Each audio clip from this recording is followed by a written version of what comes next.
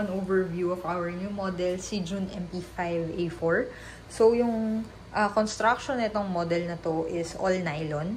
Tapos, yung internals naman, metal gears, tapos metal yung outer tube niya. Tapos, ito yung bago naming sticker. Flex ko lang. Tapos, so, ang kakaiba dito sa model na ito, meron siyang flashlight dito sa handguard natin mismo. So, meron na yan kasamang dalawang maliit na pieces ng blue battery na rechargeable. Kasama na rin yung charger niya. Tapos, the way to operate it is meron siyang kasama na pressure switch. So, itong pressure switch, parang hati siya sa dalawang part. Kapag hinawakan mo siya dito ng dahan-dahan, mafe-feel mo na dito, parang meron siyang gap. So, parang dalawang switch siya, in a way. So, dito sa part na to, pag ito yung pinindot mo, solid light lang siya. Pag dito, nagbe-blink siya. So, yun. Tapos, we will check, tanggalin ko tong muzzle na kasama niya to check kung mag-fit ba dito yung mga tracer na meron tayo kahit meron tayo netong flashlight na attachment. So, wait lang. So, ito yung bago naming tracer. I think roughly ganito rin kakapal yung mga normal na suppressors lang na non-tracer. Masikip siya. So, hindi tayo makakapagpasok ng suppressor. Siguro unless tatanggalin talaga natin tong flashlight natin. Kasi even if we manage to put this in, magkikiskisan pa rin sila dito sa part na to ng flashlight. So, pakita ko lang sa inyo yung close-up look nung kaninang pressure switch na sinasabi ko. So, ito. Pakita ko sa inyo yung ilaw.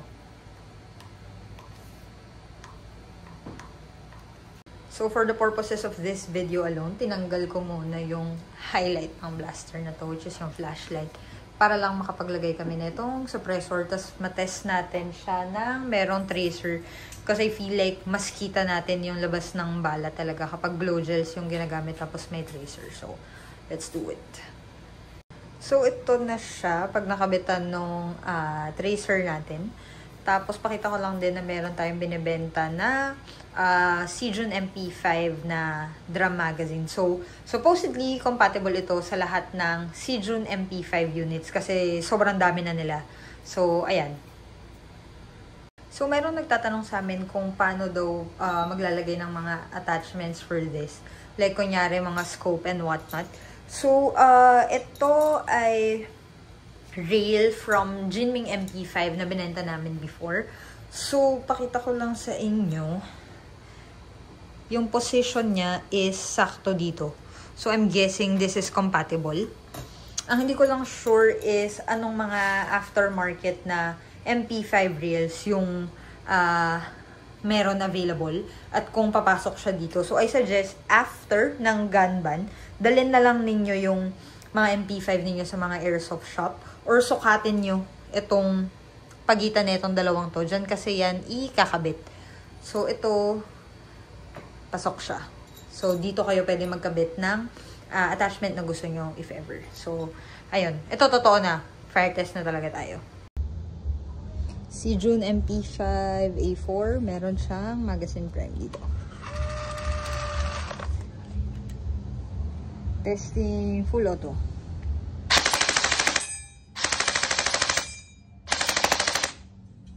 Testing semi-auto.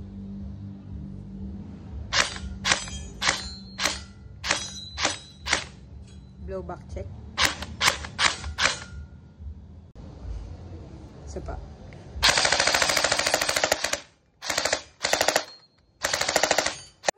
Blasters Manila.